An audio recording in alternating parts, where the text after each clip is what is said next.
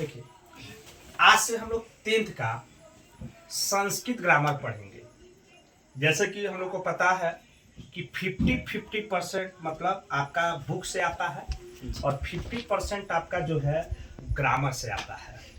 लेकिन कुछ बच्चे ऐसे होते हैं कि हिंदी ग्रामर पढ़ते हैं, संस्कृत ग्रामर नहीं पढ़ते हैं, और कुछ बच्चे ऐसे होते हैं संस्कृत ग्रामर पढ़ लेते हैं और हिंदी ग्रामर नहीं पढ़ते हैं। लेकिन आपको याद रखना पड़ेगा कि संस्कृत ग्रामर का परिभाषा और हिंदी ग्रामर का परिभाषा में कुछ जैसे संधि, समास, आप वर्ण, उच्चारण स्थान, कुछ ऐसे चीजें हैं जो सेम टू सेम है।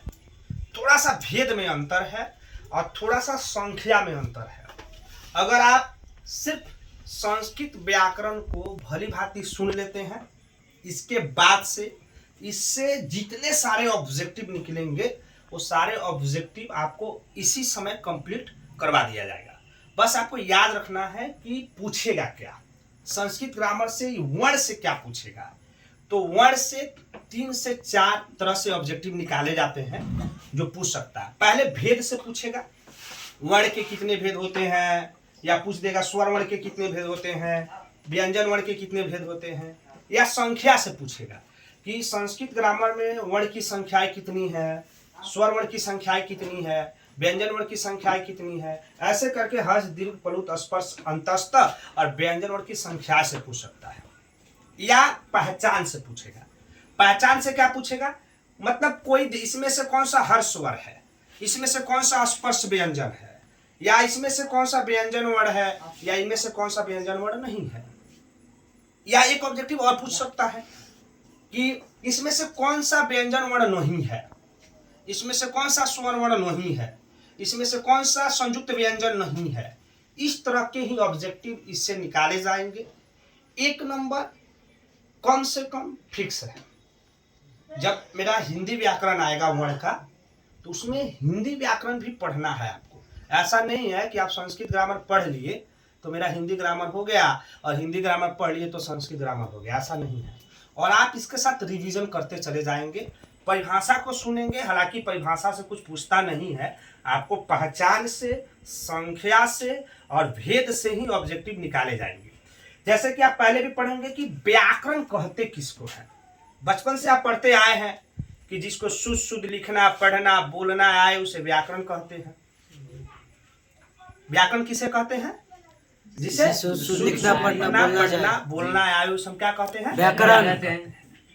अब पूछेगा कि संस्कृत व्याकरण किसे कहते हैं, तो जिसे संस्कृत में शुद्ध शुद्ध लिखना, पढ़ना, बोलना आवे उसे संस्कृत व्याकरण कहते हैं। अब इसी चीज को हिंदी ग्रामर पर आप परिभाषा बना लीजिए, अंग्रेजी ग्रामर पर परिभाषा बना लीजिए, आपका परिभाषा इसी पर बन जाएगा कि जिसे हिंदी में शुद्ध शुद्ध लिखना, पढ़ना, बोलना है उसे हिंदी व्याकरण कहते हैं। जिसे अंग्रेजी में शुद्ध शुद्ध लिखना, पढ़ना, बोलना है उसे हम अंग्रेजी व्याकरण कहते हैं। लेकिन संस्कृत व्याकरण किसे कहते हैं, बोलिए तो एक बार। संस्कृत ग्रामर किसे कहते हैं? संस्कृत में शुद्ध शुद्ध लिखना, पढ़ना, बोलना आवे उसे संस्कृत व्याकरण कहा जाता है। अब आते हैं वर्ण पर। अगर आप बैठे हैं तो कॉपी कलम लेकर बैठे और लिखते भी जाएंगे। वर्ण किसे कहते हैं? वर्ण उस मूल्य ध्वनि को कहते हैं जिसका खंड और टुकड़ा नहीं किया जा सकता। वर्ण उस मूल्य ध्वनि को कहते हैं जिसका खंड और टुकड़ा ना किया जा सके।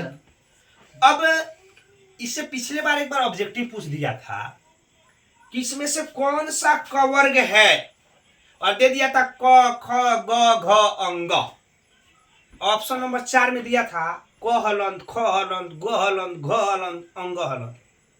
कुछ उत्तेजित जो स्टूडेंट होंगे वो चारों ऑप्शन नहीं पढ़ते, उनको लगता है कि बाप रे जल्दी जल्दी समय है उसको खत्म करो, निकल जाओ। लेकिन आपको चारों ऑप्शन पढ़ना है, ध्यान से, बहुत समय मिलेगा। तो आपके हिसाब से ऑप्शन नंबर ए होगा कि डी होगा? डी होगा। हलंत उसमें दिया रहेगा, क हलंत, ख हलंत, ग हलंत, घ हलंत, अंग हलंत। अगर क ख ग लिख देगा तो नहीं। अब संस्कृत में वर्णों की संख्या कितनी है, तो संस्कृत में वर्णों की जो संख्या वह है 46। याद रखेंगे, संस्कृत में वर्णों की संख्या कितनी है? 46। कुछ लोग बोलते हैं सर 44 होता है, 52 होता है। हाँ सत्य है, होता होगा, लेकिन आप 10th का एग्जाम देने जा रहे हैं तो आप 46 ही लिखिएगा। अगर ऑप्शन में 46 नहीं दिया है, 44 दिया है, तो मान दीजिए 44। अब कौन कौन 44 होता है उसको भी हम देखेंगे, 46 कौन कौन होता है उसको भी देखेंगे, और हिंदी ग्रामर में पढ़ेंगे तो 52 कौन कौन होता है वो भी देखेंगे। लेकिन यहाँ पर आपको याद रखना है कि संस्कृत व्याकरण में वर्णों की संख्या 46 है। अभी 46 कौन कौन है? क हलंत से लेकर सीधे चले जाइए ह हलंत तक। आप पढ़े हैं ना, क वर्ग, च वर्ग, ट वर्ग, त वर्ग, प वर्ग, 25 को ऐसे ही हो गया, 50-25। और उसके बाद आप य हलंत से ह हलंत पढ़ लीजिए, कितना हो गया? 8। तो 25 8 33 हो गया आपका। उसके बाद 13 होता है स्वर्ण वर्ण में, 13 होता है स्वर्ण वर्ण में, और वहीं से 2 को घट जाता है। तो कुछ लोग बोलते हैं कि संस्कृत व्याकरण में 44 से होता है वर्णों की संख्या। वह 2 वर्ण कौन है जो आपको जूनियर स्तर पर नहीं पढ़ाया जाता है, लेकिन आप यहाँ पर जब आप 10th क्लास में आए हैं तो 2 वर्ण को पहचानना बहुत जरूरी है। जैसे कि आप पढ़े होंगे अ, आ, हर्षई, दीर्घई, हर्षौ, दीर्घौ, री, ए, ऐ, ओ, औ, 11 को पढ़ लिए। लेकिन यहाँ पर हमने क्या बतलाया कि 46 है, 25 8 33 जोड़ लिए यहाँ पर 33, और उसके बाद 13। अब 13 कौन कौन सा है? अ, आ, हर्षई, दीर्घई, हर्षौ, दीर्घौ, छोटा री और बड़ा री। बहुत ऐसे लोग थे, बड़ा री होता कहाँ है, उसका प्रयोग कैसे होता है? लुरु। हालांकि आप वैदिक साहित्य को पढ़ेंगे, जब आप वेद को पढ़ेंगे तो लुरु भी देखने को मिलता है, लेकिन वर्तमान समय में लुरु विलुप्त है, लोग उसका उपयोग नहीं करते हैं। लेकिन आप यहाँ पर लुरु को भी सम्मिलित कर लेंगे तो बताए ना, 11 या 2 कितना हो गया? 13। यही 2 गो है जो आपका बढ़ जाता है, और 11 से 13 हो जाता है, 44 से 46। ए, ऐ, ओ, औ 13 होंगे।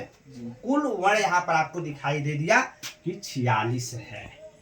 कुल वर्ण कितने हैं? 46। जब भी आपसे पूछेगा कि संस्कृत में वर्णों की संख्या कितनी है? 46 है। अब आइए भेद पूछेगा, वर्ण के कितने भेद होते हैं? तो वर्ण के 2 भेद होते हैं, एक होता है स्वर्ण वर्ण और एक होता है व्यंजन वर्ण। स्वर्ण वर्ण किसे कहते हैं? तो देखिए, परिभाषा जो है ना, आप अपने स्तर से भी दे सकते हैं। ऐसा वर्ण जो बिना किसी वर्ण की सहायता से बोली जाए उसे हम स्वर्ण वर्ण कहते हैं, या स्वयं से बोली जाए उसको स्वर्ण वर्ण कहते हैं। अगर आप अ, आ, हर्षई, दीर्घई, हर्षौ, दीर्घौ, छोटा री, बड़ा री, लुरु, ए, ऐ, ओ, औ पढ़ेंगे, अ में कोई वर्ण आ रहा है? नहीं आ रहा है। आ में कुछ आ रहा है? नहीं आ रहा है। तो ये है स्वर्ण वर्ण। और पूछेगा स्वर्ण वर्ण की संख्या संस्कृत में कितनी है? 13। लेकिन 13 नहीं दे दिया, 11 दे दिया, तो क्या दिक्कत है? 11 बना लीजिए। लेकिन 13 देगा तो 13 ही होगा, याद रखेंगे। 13 स्वर्ण वर्ण होते हैं संस्कृत व्याकरण में। हिंदी व्याकरण में 11 होते हैं। हिंदी व्याकरण में क्या होते हैं? 11 होते हैं, क्योंकि हम हिंदी में पढ़ते आए हैं। अ, आ, हर्षई, दीर्घई, हर्षौ, दीर्घौ। अब यहां से भेद पूछेगा कि स्वर्ण वर्ण के कितने भेद होते हैं? याद रखेंगे, स्वर्ण वर्ण के 3 भेद होते हैं। स्वर्ण वर्ण के कितने भेद होते हैं? 3 भेद होते हैं। पहला होता है हर्ष स्वर, दूसरा होता है दीर्घ स्वर, और तीसरा होता है प्लुत स्वर। अब कहता है कि इसका अगर परिभाषा बनाएंगे तो एक के लाइन में सबका परिभाषा हो जाएगा। अब कैसे? तो एक मात्रा का समय लगे उसे हर्ष स्वर कहते हैं। कितना मात्रा का? एक मात्रा का समय लगे, एक मात्रा का समय लगे उसे हम क्या कहते हैं? हर्ष स्वर कहते हैं।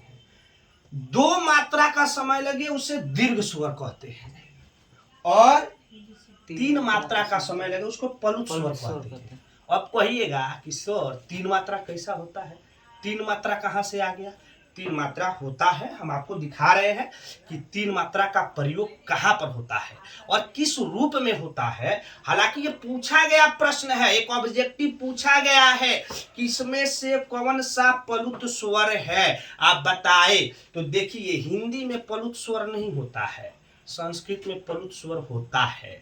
हिंदी में 2 ही मात्राएं होते हैं, याद रखेंगे, एक छोटा मात्रा, एक बड़ा मात्रा। लेकिन आप स्वर्ण वर्ण पढ़ेंगे संस्कृत व्याकरण में तो इसमें 3 मात्राएं होते हैं। तो हर स्वर जिसमें 1 मात्रा का समय लगे उसे हर स्वर कहते हैं, जिसमें 2 मात्रा का समय लगे उसे दीर्घ स्वर कहते हैं, और जिसमें 3 मात्रा का समय लगे उसे पलुत स्वर कहते हैं। अब हर स्वर की संख्या कितनी है यहाँ देखिए, अ से लेकर अ तक है, और इसमें से कुछ ऐसे वर्ण है जो हर्ष स्वर है। तो उसमें से एक पहला आता है अ, क्या आता है अ में 1 मात्रा का समय लगता है। उसके बाद आता है छोटा ई, 1 मात्रा का समय लगता है। छोटा ऊ, 1 मात्रा का समय लगता है। और उसके अलावा आता है आपका छोटा री, 1 मात्रा का समय लगता है। और उसके बाद होता है लुरु। कितना लोग इसको लिरी लिरी पढ़ते हैं? नहीं, इसका शुद्ध उच्चारण क्या होगा? लुरु। तो लुरु जो है यह भी आपका हर्ष स्वर अब दे देगा। लुरु कौन सा स्वर है? तो हर्ष स्वर है। और हर्ष स्वर की कुल संख्या जो है वह 5 होता है। 5 हर्ष स्वर की कुल संख्या है 5। अब आइए दीर्घ स्वर। तो दीर्घ स्वर का बोल सकते हैं जिसमें 2 मात्रा का समय लगे उसे दीर्घ स्वर कहते हैं। या जो हर स्वर से अधिक समय लगे, जिसके उच्चारण करने में हर स्वर से अधिक समय लगता है उसको हम कहते हैं दीर्घ स्वर।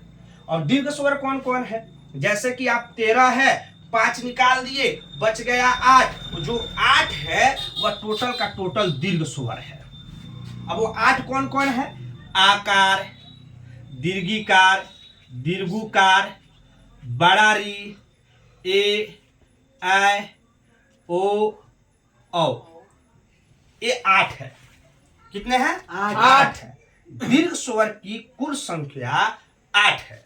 अब देखिए कहिएगा कि 5 को इसको मिल गया, 8 को इसको मिल गया, बेचारा को कुछ नहीं मिला, इसके पास तो कुछ नहीं आया। और हमने बताया, प्रश्न पूछा है कि पलुत स्वर इसमें से कौन सा है? 3 मात्रा चाहिए ना, 3 मात्रा तो खोजना पड़ेगा। अब परिभाषा से तो आपका ऑब्जेक्टिव बनेगा नहीं, पहचान से आपका ऑब्जेक्टिव बनेगा। तो पहचान के लिए आपको पहचान कराना पड़ेगा ना कि कहाँ पर पलुत स्वर का प्रयोग किया जाता है। तो सबसे पहले आप याद रखेंगे कि ऐसा स्वर जिसके उच्चारण में 3 मात्रा का क्या लगता है? समय लगता है, या ऐसा स्वर जिसको उच्चारण में दीर्घ स्वर से अधिक समय लगता है उसको हम कहते हैं दीर्घ स्वर। अब कहिएगा इसका प्रयोग कहां पर करते हैं? तो इसका प्रयोग जो होता है ना वह संबोधन व्यग्रह में किया जाता है। दूर की वस्तु को पुकारने के लिए किया जाता है। आपसे पूछ देगा हे राम, तो हे राम जो है वह पलुत स्वर है। क्या है? पलुत स्वर। अब लगे कि लोग थोड़ा ना बोलेंगे हे विशाल इधर आ जाओ, ऐसे थोड़ा ना बोलेंगे। विशाल दूर है तो बोलेंगे हे विशाल इधर आ, नहीं बोलते हैं। तो वहां पर हे राम जो आएगा, हे प्रभु आएगा, हे विशाल आएगा, हे डाल के कुछ भी दे देगा, तो इसमें संबोधन हो रहा है। इसमें दूर तक हम अपने आवाज को क्या कर रहे हैं? खींच रहे हैं। कहेगा मात्रा को दिखाइए, तो मात्रा देखिए कोई भी वर्ण स्वर लिख के और ऐसे 3 दे देगा। आप इस तरह के चीजें आप वैदिक धर्मों में देख सकते हैं। रामायण, गीता, महाभारत आप पढ़ेंगे तो इस तरह का स्वर देखने को मिलेगा। आपको पहचान क्या करना है? तो देखिए ये हिंदी का क्या है? 3 है। क्या है? 3। कोई भी स्वर लिख के और इस तरह से दे देगा मात्रा, तो समझ जाइए वो पलुत स्वर है। वो क्या है? पलुत स्वर। और इसकी संख्या नहीं होता, इससे संख्या से पूछेगा ही नहीं। ठीक है, आना पूछा जाता है और पूछेगा तो हाई लेवल के, जब आप इंटर में संस्कृत पढ़िएगा तो वहाँ पर और इसकी संख्या को बढ़ा दीजिएगा। तब कहिएगा कि यहाँ पर 13 है, 46 है, तो वहाँ 66 हो जाता है। याद रखेंगे। तो आप 10th लेवल तक ही ग्रामर को पढ़ने का प्रयास करेंगे और समझने का प्रयास करेंगे। अब तो आप समझ गए हर स्वर की कुल संख्या कितनी है? 5। हर स्वर की कुल संख्या कितनी है? 5। और दीर्घ स्वर की कुल संख्या कितनी है? 8। दीर्घ स्वर की कुल संख्या 8। आपसे पूछेगा कौन सा स्वर है? आपसे पूछ देगा कौन सा स्वर है? पूछ देगा आपको छोटा ई कौन सा स्वर है? पूछ देगा बड़ा ई कौन सा स्वर है? ये पहचान आपको याद कर लेना। 8 को कौन कौन है और 5 को कौन कौन है और पलुत स्वर कौन कौन है। यहाँ से आप समझ लीजिए फिनिश। इसमें और ज्यादा आपको देखने की आवश्यकता नहीं है। अब आइए व्यंजन वर्ण। व्यंजन मिक्स, बिना मिक्स का व्यंजन बन ही नहीं सकता है। व्यंजन को संस्कृत में व्यंजन को अगर हिंदी में पढ़ेंगे तो सब्जी भी कहते हैं। और ये बेचारा जो है बिना स्वर के बोल ही नहीं जाया जा सकता है।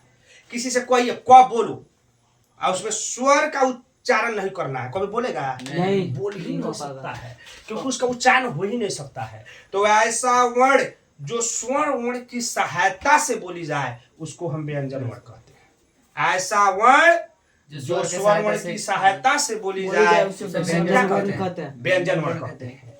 और व्यंजन वर्ण की कुल संख्या कितनी है? 33। व्यंजन वर्ण की कुल संख्या कितनी 33। है? तो संख्या से पूछेगा ना ऑब्जेक्टिव। जी। व्यंजन वर्ण की कुल संख्या कितनी है? 33। स्वर वर्ण की कुल संख्या कितनी है? 13। 13। संस्कृत में वर्णों की संख्या कितनी है? 46। 46। हर्ष स्वर की कुल संख्या कितनी है?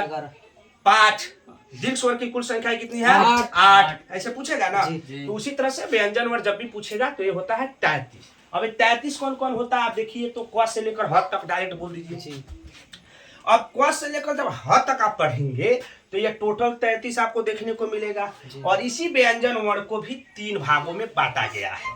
व्यंजन वर्ण को कितने भागों में बांटा गया है? 3। व्यंजन वर्ण कितने भागों में बांटा गया है? 3। स्पर्श व्यंजन, अंतस्थ व्यंजन और उष्ण व्यंजन। स्पर्श व्यंजन, अंतस्थ व्यंजन और उष्ण व्यंजन। स्पर्श व्यंजन की संख्या 25 है, क हलन से लेकर म हलन महलन तक। क हलन से लेकर म म हलन हलन तक। और अंत अस्त वर्ण जो होते हैं य हलंत, र हलंत, ल हलंत, व हलंत होते हैं। इसकी संख्या कितनी है? 4। यानी अंत अस्त वर्ण की संख्या कितनी है? 4। और उष्म व्यंजन की संख्या या उष्म वर्ण की संख्या भी पढ़ेंगे तो इसकी भी संख्या कितनी है? 4। तलावी समुदंसा, दंसा और ह सब में हलन दे दिया, उष्म व्यंजन कहलाता है। अब यहाँ से भी आपको पहचान और संख्या में याद रखना है। अब आइए, एक आता है संयुक्त व्यंजन। इसका परिभाषा तो 3 तरीकों से आप दे सकते हैं। ऐसा वर्ण जब 2 वर्णों के बीच में कोई स्वर वर्ण ना हो। ऐसा वर्ण जब 2 वर्णों के बीच में कोई स्वर वर्ण ना हो। जैसे कि एग्जांपल में लिख देते हैं करगी छ, और करगी छ का हम वर्ण विच्छेद कर लेते हैं। क्या कर लेते हैं? वर्ण विच्छेद। और इसका परिभाषा क्या बना है? 2 वर्णों के बीच में कोई स्वर्ण वर्ण ना हो तो उसको कहते हैं संयुक्त व्यंजन। उसको क्या कहते हैं? संयुक्त व्यंजन। या 2 व्यंजन के मेल से बने वर्ण को क्या कहते हैं? संयुक्त व्यंजन। तो आपको जिस तरह से आप परिभाषा देना चाहे आप दे सकते हैं, क्योंकि परिभाषा अपने तरीकों से भी दिया जा सकता है। अक्सर बच्चों को लगता है कि जो किताब में लिख दिया गया वही परिभाषा सही है। परिभाषा खुद से बनाइए। 2 व्यंजन है, मिला दीजिए, संयुक्त नहीं हो गया। संयुक्त मतलब क्या ना? मिला देना, तो संयुक्त व्यंजन हो गया। करगी छ तरह सबको याद है कि करगी छ तरह संयुक्त व्यंजन होता है, लेकिन कर पर सर तर दे देगा तो कहेगा ये तो पढ़वे नहीं किए हैं, ये कैसे हो गया? तो देखिए, तो अगर कर को अगर हम वर्ण विच्छेद करेंगे तो क हलंत, र हलंत प्लस अ होता है कि नहीं? तो 2 व्यंजन आ गया कि नहीं? तो कोई भी व्यंजन वर्ण में एगो रेफ दे देगा, कहेगा कि कौन सा वर्ण है? तो संयुक्त व्यंजन है। इसकी संख्या हिंदी में 4 गो होता है। आप पढ़िएगा ना हिंदी व्याकरण में, तो उसमें 4 गो होता है। यहाँ पर कोई लिमिट नहीं है। आप जिसके साथ अगर रेफ कर दीजिएगा, रफ लगा दीजिएगा तो क्या हो जाएगा? संयुक्त व्यंजन हो जाएगा। तो संयुक्त व्यंजन 2 वर्णों के बीच में कोई स्वर्ण वर्ण ना हो या 2 व्यंजन के मेल से बने वर्ण को क्या कहते हैं? संयुक्त व्यंजन। अब अंत में आपसे पूछता है आयगुवाह। आयगुवाह किसे कहते हैं? तो आयगुवाह का मतलब होता है अन और अह को आयगुवाह कहते हैं। और पूरा पृथ्वी पर घूम के आइएगा ना तो 2 को मिलेगा, अन और अह। अब कहते इसको आयगुवाह क्यों कहते हैं? कुछ बच्चा ऐसा होता है कहता है कंग और कह को भी आयगुवाह कहते हैं। नहीं कहते हैं। कंग क खंग ख गंग ये आयगुवाह नहीं है। तो कहिएगा कैसे नहीं है? आपको समझना पड़ेगा ना कि कैसे नहीं है। तो देख लीजिए, इसका वर्ण विच्छेद कीजिए। अ प्लस ह है, अ प्लस इसको है ना पढ़ते हैं जी, पढ़ते हैं कि नहीं? इसका देखिए क हलंत प्लस ह, यही ना पढ़िएगा, या प्लस अ कर दीजिएगा, ठीक है। आयगुवाह वर्ण ऐसे वर्ण को कहा जाता है कि पहले स्वर और बाद में व्यंजन आए। पहले स्वर और बाद में व्यंजन आए। जब आप वर्ण विच्छेद करेंगे तो वर्ण विच्छेद में पहले क्या आएगा? स्वर, और बाद में क्या आएगा? व्यंजन। अगर कंग क चंग च को तोड़िएगा, वर्ण विच्छेद कीजिएगा तो पहले स्वर आएगा, नहीं आएगा। इसीलिए हमने कहा कि कं क खं ख चंग च ये सब नहीं होता है, बस दुइये को होता है आएगो बा। याद रखेंगे आएगो की कुल संख्या 2। कौन कौन? अंगरह। अब आप बताइए कि यहाँ से कुछ ऑब्जेक्टिव पूछेगा, क्या पूछेगा? संख्या से। क्या पूछेगा? पहचान से। क्या पूछेगा? वर्ण विच्छेद से। इस तरह से आपके 1 नंबर यहाँ से पूछे जाएंगे। आप इसको याद करेंगे।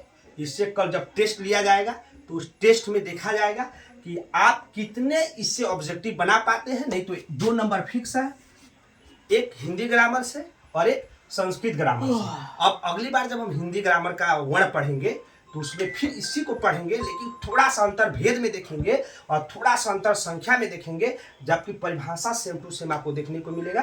धन्यवाद, आज इतना ही रहने दिया।